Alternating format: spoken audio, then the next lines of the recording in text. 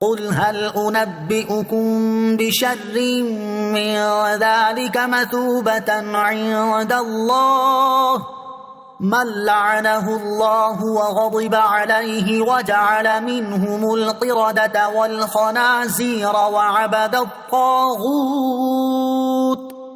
أولئك شر مكانا وأضل عن سواء السبيل۔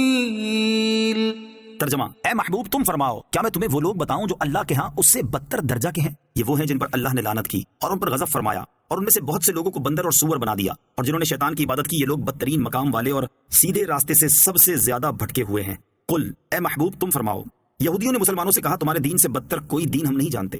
اس پر فرمایا گیا کہ مسلمانوں کو تم صرف اپنے بغض و کینہ اور دشمنی کی وجہ سے ہی برا کہتے ہو، جبکہ حقیقت میں اصل بدتر تو تم لوگ ہو۔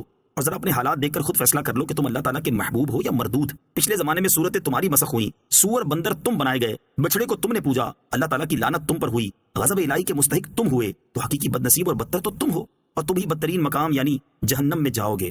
وَإِذَا جَاءُوكُمْ قَالُوا آمَنَّا وَقَدْ دَخَلُوا بِالْكُفْرِ وَهُمْ قَدْ خَرَجُوا بِهِ وَاللَّهُ أَعْلَمُ بِمَا كَانُوا يَكْتُمُونَ۔ ترجمہ: اور جب تمہارے پاس آتے ہیں تو کہتے ہیں ہم مسلمان ہیں، حالانکہ وہ آتے وقت بھی کافر تھے اور جاتے وقت بھی کافر ہی تھے، اور اللہ خوب جانتا ہے جو وہ چھپا رہے ہیں۔ وَإِذَا جَاءُوكُمْ قَالُوا آمَنَّا، اور جب تمہارے پاس آتے ہیں تو کہتے ہیں ہم مسلمان ہیں۔ یہ آیت یہودیوں کی ایک جماعت کے بارے میں نازل ہوئی جنہوں نے سرور دو عالم صلی اللہ تعالیٰ علیہ وسلم کی خدمت میں حاضر ہو کر اپنے ایمان و اخلاص کا اظہار کیا اور کفر و گمراہی کو چھپائے رکھا۔ اللہ تعالیٰ نے یہ آیت نازل فرما کر اپنے حبیب صلی اللہ تعالیٰ علیہ وسلم کو ان کے حال کی خبر دی۔ منافق بد اعتقادی کے ساتھ آتے تھے تو جیسے آتے ویسے ہی جاتے، اور صحابہ رضی اللہ تعالیٰ عنہ عقیدت و محبت کے ساتھ آتے تو فیض کے دریا سمیٹ کر جاتے تھے۔ اس سے معلوم ہوا کہ بد اعتقادی کے ساتھ کسی کے پاس جانے والا کبھی اس سے فیض نہیں اٹھا سکتا۔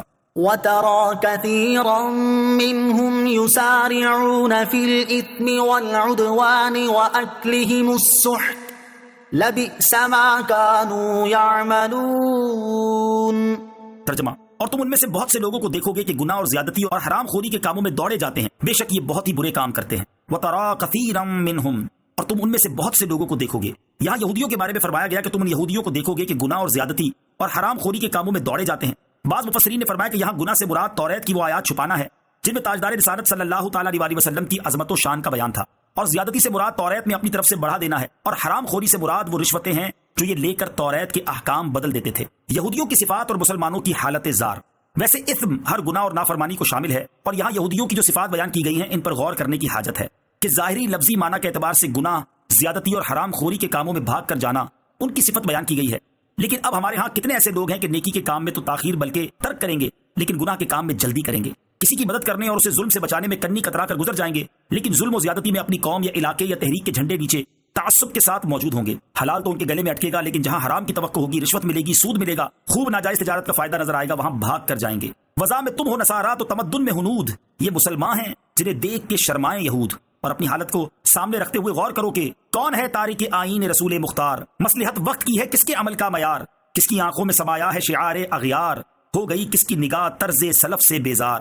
اور اب تمہارا حال یہ ہے کہ قلب میں سوز نہیں، روح میں احساس نہیں، کچھ بھی پیغام محمد کا تمہیں پاس نہیں۔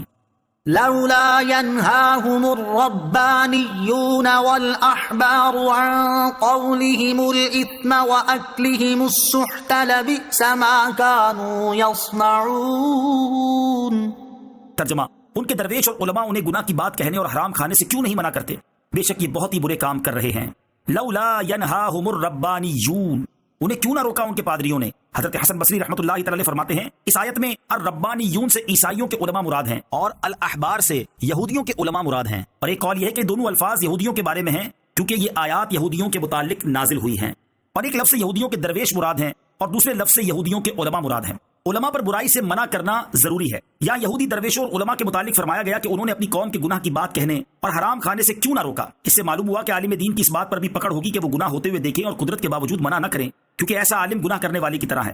امام فخر الدین رازی رحمۃ اللہ تعالی فرماتے ہیں گناہ روحانی مرض ہے اور اس کا علاج اللہ تعالیٰ کی، اس کی صفات کی اور اس کے احکام کی معرفت ہے، اور یہ علم حاصل ہونے کے باوجود گناہ ختم نہ ہو تو یہ اس مرض کی طرح ہے جو کسی شخص کو ہوا اور دوائی کھانے کے باوجود وہ مرض ختم نہ ہو، اور عالم کا گناہ کرنا اس بات کی دلیل ہے کہ اس کا یہ قلبی مرض انتہائی شدید ہے۔ عالم پر واجب ہے کہ خود بھی سنبھلے اور دوسروں کو بھی سنبھالے، حضرت عبداللہ ابن عباس رضی اللہ تعالیٰ عنہما فرماتے ہیں قرآن پاک میں علماء کے لیے اس آیت سے زیادہ ڈانٹ ڈپٹ والی کوئی آیت نہیں، اور فرماتے ہیں قرآن پاک میں یہ آیت علماء کے بارے میں بہت سخت ہے، کیونکہ اللہ تعالیٰ نے برائی سے منع کرنا چھوڑ دینے والے کو برائی کرنے والے کی وعید میں داخل فرمایا ہے۔ امام ضحاک رضی اللہ تعالیٰ عنہ فرماتے ہیں میرے نزدیک اس آیت سے زیادہ خوف دلانے والی قرآن پاک میں کوئی آیت نہیں، افسوس کہ ہم برائیوں سے نہیں روکتے۔